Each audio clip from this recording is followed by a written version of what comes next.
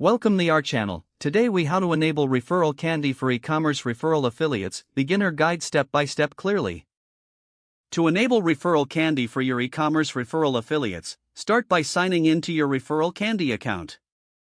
If you don't have an account yet, visit the ReferralCandy website and create one. Once logged in, navigate to the Settings tab on your dashboard. In the Settings section, locate the Referral Program option. Click on Referral Program to begin configuring your settings.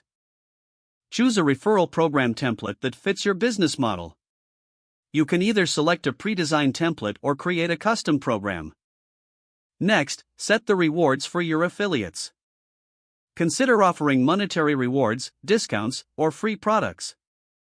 After selecting the rewards, customize the messaging that your affiliates will see. Your messaging should clearly explain the referral process and the benefits for both the referrer and the referred. Now, move to the integration section. Here, you will find different integration options based on your e-commerce platform. Select the integration that corresponds with your website. Follow the provided instructions to connect ReferralCandy to your e-commerce platform. Once the integration is complete, you need to enable tracking for your referrals. Make sure to configure how conversions will be tracked on your site. After setting up tracking, double-check your settings to ensure everything is accurate. Now, test your referral program by creating a test referral link. Use this link to simulate a referral and verify that the process works smoothly. Once confirmed, share information about the referral program with your affiliates. Encourage them to start spreading the word and generating referrals.